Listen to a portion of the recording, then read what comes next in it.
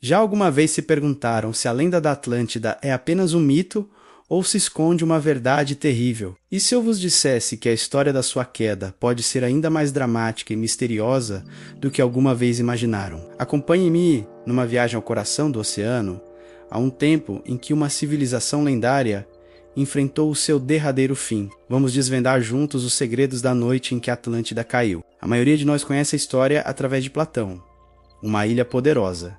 Para além das colunas de Hércules, abençoada com riquezas e tecnologia inimagináveis. Uma civilização de semideuses descendentes de Poseidon que dominava os mares. Mas o que acontece quando o orgulho cega a sabedoria? Platão conta-nos que a arrogância dos Atlantes os levou a desafiar os próprios deuses. E como castigo, num único e terrível dia e noite, a ilha de Atlântida foi engolida pelo mar, desaparecendo para sempre. Mas esta é apenas a ponta do iceberg. E se a queda de Atlântida não foi apenas um castigo divino, mas o resultado de uma catástrofe natural de proporções épicas? Vamos explorar uma das teorias mais fascinantes, que nos leva não ao meio do Atlântico, mas ao mar Mediterrâneo. Mais precisamente à ilha de Thera, hoje conhecida como Santorini. Por volta de 1600 a.C., Thera foi palco de uma das maiores erupções vulcânicas da história da humanidade. A explosão foi tão violenta que obliterou a maior parte da ilha. Gerou tsunamis gigantescos e lançou cinzas que escureceram os céus em todo o Mediterrâneo Oriental. Agora imaginem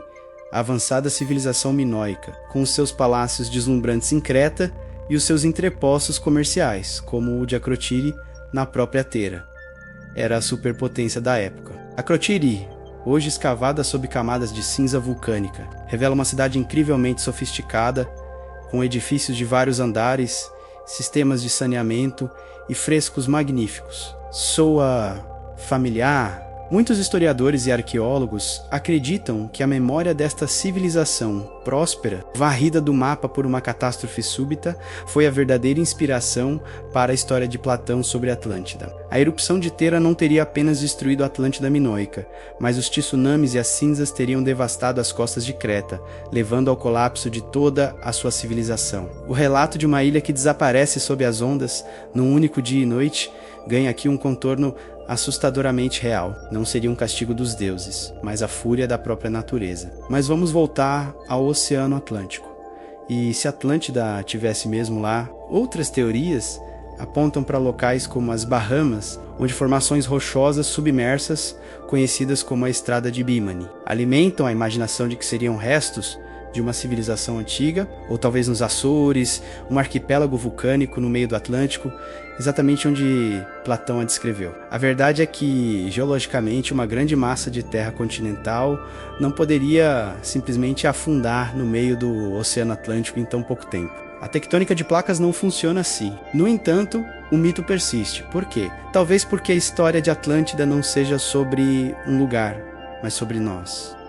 É uma história de aviso, um conto sobre o perigo da ubris, da arrogância e da ganância. Pense na tecnologia dos Atlantes. Platão fala de orichalcum, um metal misterioso que brilhava como fogo. Muitos interpretam isto como uma metáfora para uma fonte de energia avançada. E se os Atlantes, na sua busca incessante por poder, tivessem criado uma tecnologia que não conseguiam controlar? Vamos imaginar essa última noite. Os céus de Atlântida, normalmente iluminados pela sua tecnologia brilhante, começam a escurecer. Os cientistas e sacerdotes, outrora figuras de autoridade e sabedoria, correm em pânico. Os seus cálculos, as suas previsões, tudo falhou. Talvez um experimento de energia tenha corrido terrivelmente mal, desestabilizando a própria estrutura geológica da ilha.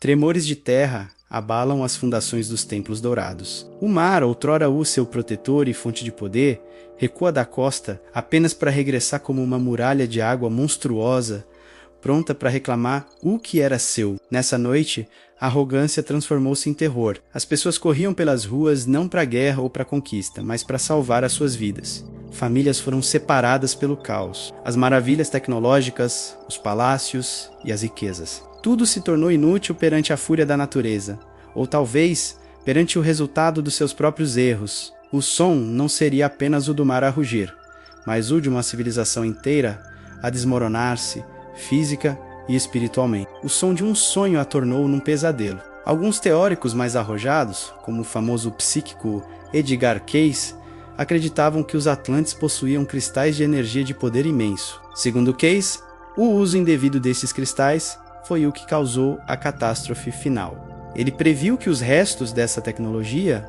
seriam encontrados hoje nas Bahamas. Embora estas ideias sejam consideradas pseudociência pela maioria, elas tocam num ponto crucial: a responsabilidade que vem com um grande poder. Hoje, a nossa civilização também possui tecnologia com poder sem precedentes. Temos o poder de alterar o clima, de manipular a própria vida e de nos destruirmos mutuamente várias vezes. A história de Atlântida, seja ela um facto histórico disfarçado ou uma pura alegoria filosófica, serve como um espelho. Será que estamos a cometer os mesmos erros? Estamos nós, na nossa busca por mais poder e mais progresso, a ignorar os sinais de alerta? A queda de Atlântida pode não ter sido um evento único, mas um ciclo que se repete. A memória de um grande dilúvio, de uma catástrofe que reinicia o mundo, está presente em culturas de todo o planeta, desde a epopeia de Gilgamesh na Mesopotâmia até as lendas dos povos nativos americanos. Talvez Atlântida seja o nome que damos a esse trauma coletivo, a essa memória ancestral de que tudo o que construímos pode ser perdido num instante. Então, o que aconteceu realmente naquela noite? Foi a erupção de um supervulcão? Foi o impacto de um asteroide? Foi uma guerra tecnológica que saiu do controle? Ou foi, como Platão sugeriu, um julgamento moral? A resposta mais provável é que nunca saberemos ao certo. O oceano guarda bem os seus segredos, mas a busca por Atlântida continua. Não apenas nas profundezas do mar, mas nas profundezas da nossa própria consciência, além de obrigar-nos a questionar a nossa própria civilização, as nossas prioridades e o nosso futuro. A noite em que Atlântida caiu é um lembrete sombrio de que a linha entre uma utopia e uma ruína pode ser assustadoramente tênue. É uma história sobre o que significa ser humano, a nossa capacidade de criar maravilhas e a nossa tendência para a autodestruição. O que vocês acham? Qual teoria sobre a queda de Atlântida vos parece mais convincente? Deixem as vossas ideias nos comentários, adoraria ler as vossas perspectivas. A busca pela verdade por trás do mito é uma das aventuras mais emocionantes que podemos empreender. Obrigado por me acompanharem nesta jornada até ao fundo do oceano e ao passado distante. Se gostaram de mergulhar neste mistério, não se esqueçam de deixar um gosto, partilhar com os vossos amigos que também são fascinados por histórias perdidas e, claro, subscrever o canal para não perderem as nossas próximas investigações. Até a próxima!